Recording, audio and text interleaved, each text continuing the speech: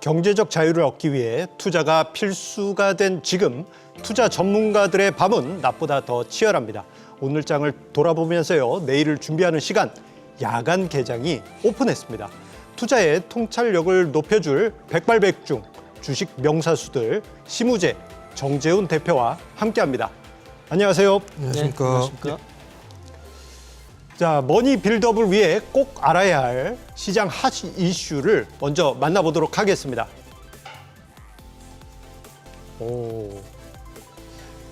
예, 본격 실적 시즌 개막, 하반기 반도체 전망과 날아오를 업황은이라는 첫 번째 주제입니다. 7일 삼성전자가 2분기 실적 신호탄을 쏘았어요.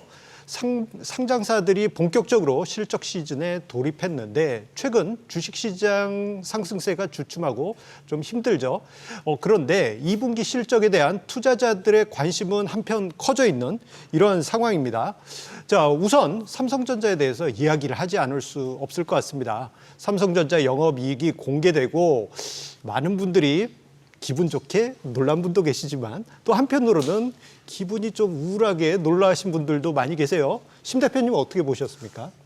예, 이제 금요일 날 이제 잠정 실적이 발표가 됐습니다. 6천억이 나왔어요. 예. 삼성전자가 원래 이제 분기당 10조에서 15조씩 내는 그렇죠. 회사입니다. 사실 예. 완전히 초라해졌죠.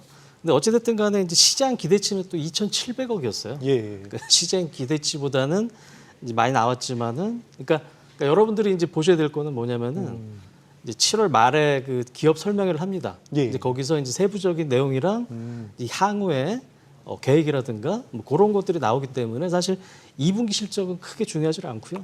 그 7월 말에 예. 열리는 이제 기업 설명회에서 나오는 회사 측의 코멘트를 잘 보셔야 될 것 같습니다. 그렇겠네요. 이 코멘트에서 어떻게 보면 이제 미래에 그렇죠. 여러 가지 가능성들이 또 보일 수도 있으니까요. 자, 그런데 이제 삼성전자 실적은 부진하긴 했는데 업계에서는 한편으로 이번 시그널이 긍정적인 전환점이 될지도 모른다라는 이야기도 있고 긍정적으로 보는 의견들도 있습니다. 정 대표님은 어떻게 보십니까?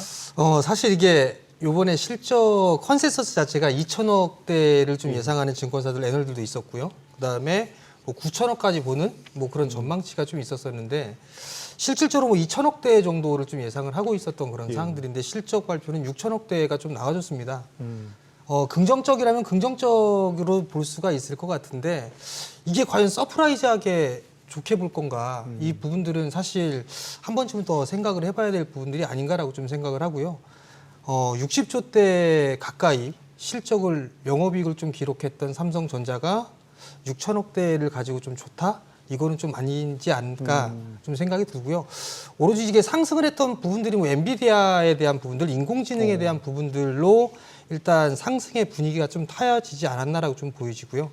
거기다 이제 HBM이라든가 DDR5에 대한 성장성, 뭐 이 부분들로 인해서 주가는 좀 상승하는 부분들이 아닌가 그렇게 좀 보여지기 때문에 뭐 어떻게 보면 긍정적으로 좀 볼 수가 있지만 전 개인적으로는 그렇게 썩 긍정적으로 좀 보여지진 않는다 이렇게 좀 말씀드리고 싶습니다. 예, 시장에 한편 있는 긍정적인 논보다는 좀 한편으로는 좀 다른 관점을 가져보자. 네, 그런 시각이시네요. 그런데 지금 시장에서는 한편 보게 되면은 이번 계기로 해서 반도체 시황이 바닥을 지나고 향후 업황이 개선될 것이다. 이게 뭐 삼성전자가 숫자가 나쁘게 나오긴 하였지만 그러니까 뭐 기대보다 높은데 옛날에 조 단위로 냈던 그렇죠. 애가 정말 아쉬운 부분이 있잖아요. 그런데 이제 턴어라운드 될 것이다라는 지금이 바닥이다라는 그러한 분위기도 있는데 근데 한편으로는 전망이 뭐 정 대표님 분위기 말씀하신 것처럼 뭐 부정론도 있고 긍정론도 있고 제각각인 것 같습니다. 심 대표님 이 지금 엇갈린 분위기를 우리가 어떻게 해석하는 게 좋을까요? 일단은 이제 결론적으로 말씀드리면 저는 상당히 좀 긍정적으로 보는 편인데요. 일단 여러분들이 이제 그 사이클 산업이라고 합니다. 사실 반도체가 대표적인 사이클 산업인데 우리가 이제 이 사이클 산업에서는 이제 그 호황과 불황을 반복을 하기 때문에 그렇죠. 예. 사실 이 업황의 저점, 변곡점을 맞추는 게 중요합니다. 물론 어렵죠. 근데 이제 이 메모리 반도체 같은 경우는 이제 이 공급업체들이 3사밖에 없습니다. 그래서 특히 이제 삼성전자 같은 경우는 3월 말에 그 인위적인 감산을 28년 만에 처음으로 했어요. 그만큼 1위 업체도 못 견딜 만큼 업황이 최바닥이라고 일단 시그널을 준 거라고 좀 봐요. 그래서 저는 그게 이제 변곡점이었다라고 보고요. 이제 공급이랑 이제 수요 측면에서 좀 살펴봐야 되는데 이제 공급 측면에서는 당연히 이 과점 3사가 감산을 하면은 또 재고가 축소되고 뭐 가격이 반등하는 그런 일반적인 그 업황 턴의 모습을 좀 보입니다. 근데 이제 수요 측면에서 이제 뭐가 달라지냐라고 봐야 되는데 첫 번째로 이제 DDR4에서 DDR5로 이제 가속화가 되는데요. 요거는 사실 우리가 이제 예측 가능성이 있었습니다. 요거는 자연스럽게 DDR4에서 DDR5로 전환이 되는데 우리가 이제 예상하지 못했던 그 AI 쪽에서 수요가 폭발을 한다는 거죠. 뭐 여러분들 잘 아시겠지만 미국 이제 엔비디아가 작년 10월 말에 저점을 치고 최근까지 주가가 4배, 5배 올랐어요. 시가총액이 거의 1,300조까지 올랐습니다. 즉, 이 AI라는 게 우리가 몰랐던 이 새로운 게 수요가 폭발을 했다는 거죠. 이제 메모리 반도체 쪽에서 뭐가 늘어나냐면은 이제 그 AI GPU에 같이 붙는 게 HBM이라고 하는 이 차세대 반도체가 있거든요. 이제 뭐 굳이 이제 해석을 하자 그러면은 이제 고대역 반도체 이런 건데 기존의 이제 반도체보다 5배 정도 비싸고요. 지금 이제 현재 시장 규모가 어떻게 되냐면은 전체 수요의 5%밖에 안 됩니다. 근데 이제 그게 급속하게 커진다는 거죠. 그래서 이제 최근에 이제 그 모건 스탠리 자료를 보면은 이제 향후 4년간 10배까지 증가를 한다고 나오거든요. 즉 우리가 가보지 못한 길이 열릴 수 있다. 이럴 때 사실 주가 상승폭이 가장 크게 나타나는 측면이 좀 있습니다. 하기사 챗 GPT가 작년 가을에 나오고 인공지능에 대한 메모리 수요가 폭발적으로 늘어나고요. 그에 따른 기대감도 있긴 했는데 한편으로는 공급을 줄여야 할 정도로 지금 반도체 가격이 계속 하향세에 있더라고요. 이 반도체 가격 이러한 부분에 대해서는 우리가 어떤 관점으로 봐야 될까요? 정 대표님? 사실 이게 인위적인 감산이 좀 들어갔었잖아요. 그럼에도 불구하고 3분기에 반도체 가격은 한 5% 정도 더 빠질 것이다라는 전망이 좀 있는 그런 상황들이에요. 그런 측면에서 보게 된다면 너무 좀 주가가 앞질러 간 부분들이 아닌가라고 좀 생각을 하고 있고요. 마이크론의 실적 발표를 하면서도 좀 보게 되면 인공지능이라든가 이런 쪽은 전망은 좋다라는 얘기들은 했지만 좀 더 반도체 메모리 가격이라든가 이런 부분을 좀 지켜봐야 될 거다라는 그런 얘기를 했거든요. 그만큼 업황적인 그런 부분들에서는 큰 자신감이 없지 않은가라는 좀 생각을 해볼 필요성은 있을 것 같아요. 그럼 결국은 주가에 대한 부분들은 기대감을 움직이면서 기대감을 가지고 올라간 부분들은 맞는데 HBM이라든가 DDR5에 대한 성장 이런 부분으로 주가는 올라간 부분들은 맞지만 좀 과하게 올라간 부분들이 아닌가라는 좀 생각이 들고요. 대표적으로 뭐 엔비디아라든가 이런 기업들 자체 너무 많이 올라가 있는 그런 상황들이에요. 그렇죠. 그런 측면에서 여기서 좀 따라 붙을까? 매수를 해볼까라는 생각은 사실 저는 말씀을 좀 드리기가 좀 어렵지 않을까. 왜냐하면 숫자가 안 나오니까. 그게 좀 생각을 하고 있습니다. 그렇죠. 그 숫자가 나오기 위해서는 이제 어느 정도 반도체 가격도 살짝 고개라도 빼꼼 들어야지 좀 이제 희망이 보이면서 모멘텀이 명분화될 텐데 지금은 아직 그러지 못하는 부분이 좀 어떻게 보면 마음에 걸릴 수 있겠네요. 근데 한편 생각해 보면은 최근에 반도체 가격이 이렇게 쭉 하락한 부분에 뭐 수요 측면도 있지만 국제 정치 측면도 분명히 있는 것 같아요. 미국하고 중국 간의 반도체 패권 싸움 이런 부분이 있는데 미국은 우리에게 일방적으로 이제 칩4 동맹에 가입해라 뭐 이런 이제 제안을 하기도 하고 우리나라 입장에서는 미국도 큰 시장이고 중국도 큰 시장이고 이거 어느 쪽으로 가야 되나 싶은데 고래 싸움에 등 터지고 있는 그런 분위기잖아요. 이런 부분까지 감안하면은 우리가 이걸 큰 그림에서 어떻게 봐야 될까요, 신 대표님?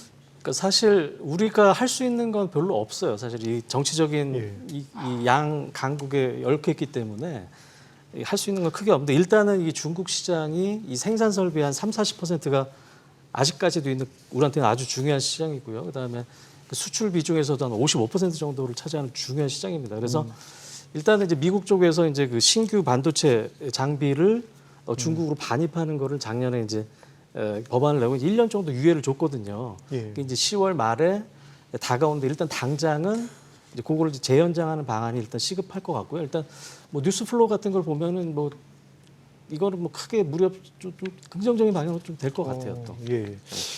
그런 반응이 나온다면 또 한편으로는 희망을 좀 더 우리가 가져볼 수 있겠는데요. 여기서 그 질문을 좀 제가 바꿔보도록 할게요. 예, 조금 앞서가서 질문을 해보면 한국의 수출 반등이 나오기 위해서 결국은 반도체가 다시 이제 수출이 호전되고 그러한 부분이 있어야 될 것 같아요. 그런데 한편으로는 뭐 이제 재고 축소를 위해서 공급을 이제 축소하는 생산 축소가 있긴 하였지만 높은 재고가 아직까지는 조금 부담스러운 것 같습니다. 반도체 업종의 매매 전략 측면에서요. 우리가 어떤 기준을 세워야 할까요? 심 대표님 다시 한번 부탁드립니다. 일단은 이제 저는 이제 긍정적으로 본다고 했습니다. 일단은 그 3분기부터 이제 재고 감소가 되면서 이제 가격은 사실 이제 후행적으로 나타나거든요. 그래서 어찌 됐든 이제 업황은 우상향인데 사실 또 어떻게 보면 또 주가는 또 미리 좀 많이 반영을 한 측면이 있습니다. 그래서 몇몇 그 HBM 관련주 같은 경우는 사실 주가가 많이 올랐어요. 그래서 제 생각에는 지금 시장도 그렇고 이제 변동성이 좀 심합니다.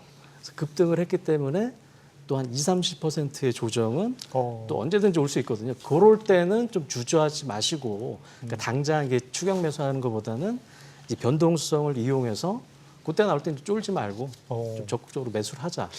예, 그럼 심 대표님은 조정이 나올 때 한번 쫄지 말자. 네. 예, 그런 의견을 주셨고요.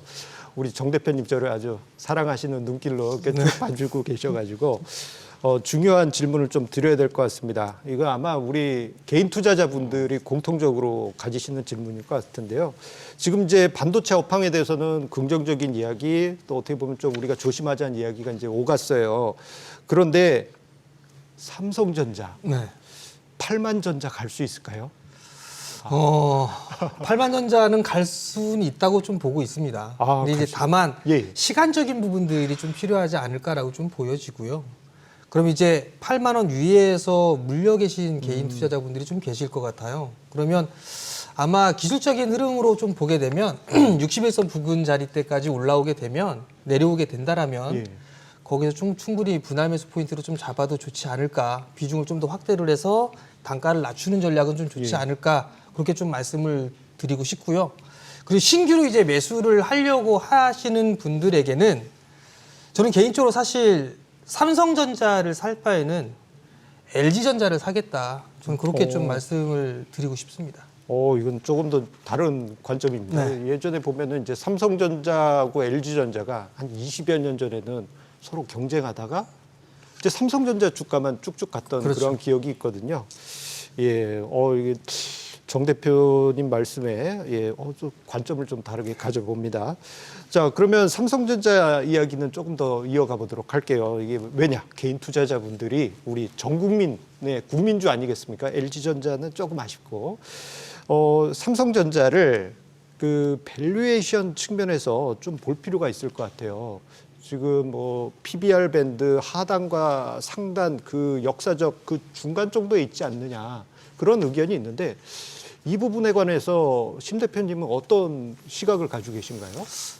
이제 아까도 이제 반복을 하는데 이 사이클 산업은 이익이 등락이 좀 심합니다. 그래서 우리가 기존의 PER이라 그러죠. 이제 이익 베이스 대비 뭐 가치 평가를 많이 하는데 이 업황이 등락이 심하기 때문에 언제 적자 나고 또 어째는 이익이 많이 나고 그러기 때문에 이런 업종들은 우리가 이제 BPS라고 주당 순자산 가치라고 합니다. 이 순자산 가치는 사실 계속적으로 늘어날 수밖에 없거든요. 그래서 요 주당 순자산 가치 대비 몇 배를 곱해주냐 하면서 이제 적정가를 구해요. 그래서 보통 그 역사적인 밴드가 있는데 이 삼성전자의 내년도 주당 순자산 가치가 54,000원 정도거든요. 요거는 여러분들이 뭐 네이버라든가 어디 가면 다 일단 추정치가 나옵니다. 54,000원이고 대략적으로 1배에서 1.9배 사이에서 움직였어요. 보시면은 이제 묘하게도 이제 올해 저점도 5만 5천 원 살짝 깼었죠.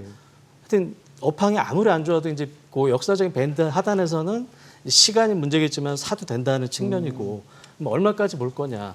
최소한 그 중간값이 또 1.5배거든요. 그러면은 우리가 뭐 AI든 뭐 DDR5든 그런 걸 떠나서 그 자연적인 업황이 턴하는 것만 감안을 하더라도 뭐 중간값만 줘도 한 8만 원 초반에 나옵니다, 사실. 그래서 제가 볼 때는 뭐 한 6개월 정도 이상 보시면은 충분히 8만 원 초반은 그냥 무조건 가지 않을까. 이렇게 좀 보고 있어요. 예.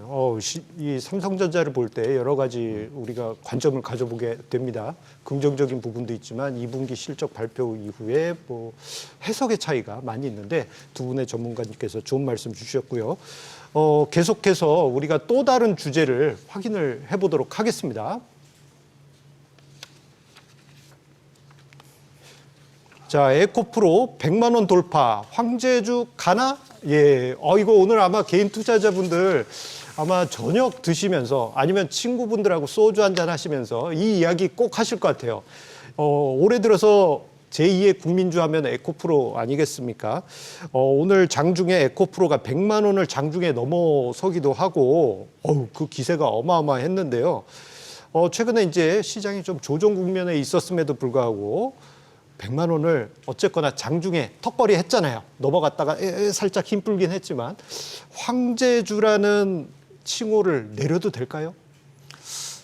일단은 뭐 그러니까 100만 원이라는 게 이제 절대적인 주가로서 의미가 좀 있죠. 근데 여러분들이 좀 이렇게 생각을 하셨으면 좋겠어요. 이제 에코프로 BM이 뭐 회사입니다. 이게 같이 봐야 돼요. 그러니까 에코프로 그룹주가 이제 시가총액이 한 55조 정도에 도달을 했습니다. 이거는 우리가 이제 유가증권 시장에서 시가총액 순위로 이제 나래비를 세우면은 3등이 SK 하이닉스거든요. 예, 그렇죠.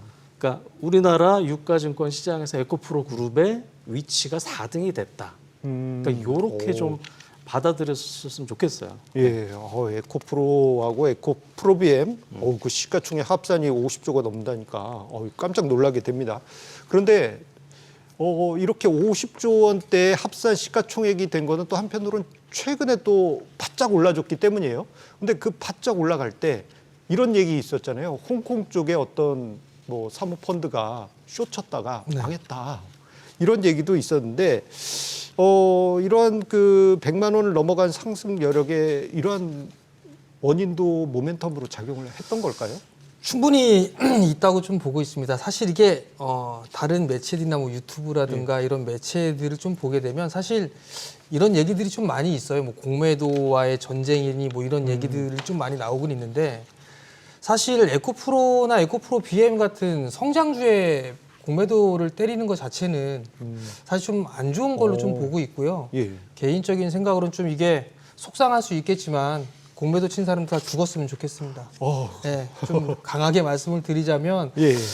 항상 다 개인 투자자들 같은 공매도에 다 당했었거든요. 근데 이번에는 이 에코프로 그룹주들이 공매도를 이길 수 있는 뭐 그런 상황이 좀 되지 않을까라고 좀 보여지는데요.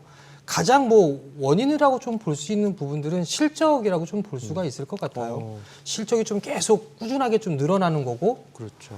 성장 비율 자체가 상당히 큰 폭으로 좀 늘어나고 있는 그런 상황들이기 때문에 추가적인 상승 시도는 충분히 좀 나올 수 있지 않을까라고 좀 생각을 하고 있고요. 여기다가 더 불을 붙인 거는 기름을 퍼부은 것은 공매도 이제 쇼커버링에 좀 영향을 받았기 때문에 더 급반등이 좀 나와주는 그런 모습들이 좀 보이지 않았나 싶습니다. 와, 정말 센 것 같습니다. 그 1분기 실적도 놀라웠고요. 네. 그러다 보니 아마 숏 포지션 취했던 공매도 플레이어들은 정말 밤잠을 설쳤을 것 같습니다. 다른 질문 해볼게요. 현재 코스닥 시가총액 1위가 이제 에코프로비엠이죠? 예, 철옹성 같았던 에코프로비엠이 에코프로의 맹추격으로 요즘 이제 자웅이 바뀌려고 하는 그러한 조짐이 나타나고 있습니다. 자, 이 부분 볼 때 코스닥 1위 에코프로가 뺏을 수 있을까요? 그러니까 이런 식으로 좀 이해를 하셨으면 좋겠어요. 에코프로라는 회사는 일종의 그 지주회사입니다. 그러니까 에코프로 BM을 46% 정도 가지고 있고요. 양극재 업체, 그다음에 이 머티리얼즈라고 하는 전구체 업체도 가지고 있고 이제 다음부터 비상장이거든요. 그다음에 SK 이노베이션, 에코프로 이노베이션이라고 하는 수산화 리튬 업체도 있고 뭐 리사이클링 업체들. 즉 이제 에코프로가 주가가 오르려면은 상장사인 BM이 오르거나 또는 그 비상장 자회사들이 이 가치가 올라야 되거든요. 근데 최근에 올랐던 그 중에 하나가 이 수산화 리튬을 만드는 그 에코프로 이노베이션이라는 회사가 이 최근에 이제 제3자 유증을 했는데 기업 가치를 그 3조에 인정을 받았어요. 그러니까 기존의 어떤 애널리스트들 리포트를 보면 한 2, 3천억밖에 안 됐거든요. 예. 근데 그거 대비 10배 가까이 시장에서 가격을 쳐준 거죠. 예. 거기서부터 이제 업사이드가 좀 발생을 한 거고 그러니까 이런 식으로 그 에코프로는 이제 종합 선물 세트이기 때문에 사실 이 각각의 이 자회사들의 가치가 특히 이제 비상장 자회사들 예, 자회사들의 가치가 올라가야지 예, 전체적으로 같이 올라가는 거고 이제 BM도 자회사니까 당연히 비슷하게 움직일 수밖에 없는 거죠. 예, 그렇다면은 올 들어서 이제 주가가 800% 이상 상승한 이제 에코프로 가격 부담이 분명히 있습니다. 그래서 정 대표님께 날카로운 답변을 듣기 위해서 네. 질문을 드리고 싶어요. 지금 들어가도 되나요? 저는 못 살 것 같습니다. 아, 그러니까 이제 성장은 충분히 할 예. 수 있는 그런 기업이고 하고 있는 기업이에요. 그럼 지금 당장 사도 될 것 같은데 저는 좀 조정을 기다려 보고 싶다라고 좀 말씀을 드리고 싶은데요. 일적인 예를 들게 되면 작년 같은 경우도 에코프로와 에코프로 BM은 큰 폭으로 성장을 했어요. 예. 근데 주가는 못 올랐거든요. 어, 거의 1년이라는 넘는 시간 동안에 박스권역에서 진행되는 그런 모습들을 좀 보였어요. 예. 그럼 만약에 이번에 고점을 기록하고 난 이후에 1년 동안 또다시 박스권에서 모습을 보이게 된다라면 예. 과연 개인 투자자분들이 견딜 수 있을까? 이거는 이미 보유하고 계신 투자자분들 같은 경우는 보유를 하겠지만 신규로 접근을 한다라고 하게 된다라면 저는 여기에서 들어가세요라고 좀 말씀을 드리기에는 좀 어려울 것 예. 같고요. 사실 조정을 좀 받았을 때 뭐 한 61선이든 뭐 그때 좀 깊이 조정을 받았을 때는 좀 충분히 분할 매수 가능하다 이렇게 좀 말씀드리고 싶습니다. 예, 이 정 대표님 말씀은 부정적인 의견은 아니고 그렇죠. 지금 현재 위치에서는 가격 부담이 조금 있을 수 있으니 밀릴 때 그때 이제 생각을 해보자. 요즘 이제 워낙 날카로우니까 예, 부연 설명을 좀 붙였습니다. 한간에서는 이 지금 급등한 에코프로 관련 종목들의 우려도 만만치 않은데요. 자, 이 부분 뭐 정 대표님도 말씀을 주셨지만 심 대표님께서는 이 에코프로가 대장주의 어떤 뭐 자격이 있다고 보십니까? 어떻게 그러니까 보실까요? 뭐 아까도 말씀드렸지만 다양한 뭐 양극재, 뭐 전구체, 수산화 리튬, 뭐 사이클링 이게 사실 종합 선물 세트예요. 에코프로 자체가 예. 뭐 이제 포스코홀딩스도 비슷하지만은 그래서 어찌 됐든 간에 뭐 밸류는 비싸죠. 근데 모든 2차 전지 업체들이 다 향후 이제 3년에서 5년에 이익을 땡겨와서 이제 가격이 형성되는 것들 예. 다 비쌉니다, 사실. 음, 그렇기 때문에 어찌됐든 대장주의 위치는 인정을 해주자. 예. 그리고 이제 뭐 매매 전략은 뭐 에코프로도 마찬가지겠지만은 또 변동성이 또 있습니다, 나름. 예. 또 한 30~40% 또 빠졌다가 또 이렇게 어차피 뭐 일직 45도로 올라가지는 않잖아요. 예. 그러니까 항상 이런 주식들은 뭐 단순하게 뭐 비싸 안 사, 예. 뭐 또는 뭐 하여튼 그런 거 말고는 어떤 변동성을 이용해서 어찌됐든 대장주로서는 인정을 해주기 때문에 2차 전지를 매매하려면 에코프로가 사실 우선이긴 합니다.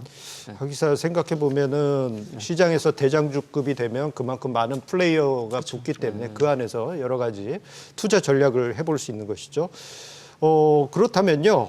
아니 근데 한편으로는 가격 부담이 있다는 얘기를 반복적으로 드리는데 그러한 관점에서 다른 어떤 투자자분들은 에코프로 말고 다른 종목을 투자하면 또 답이 되지 않을까 그렇게 생각하시는 분들도 있을 것 같아요.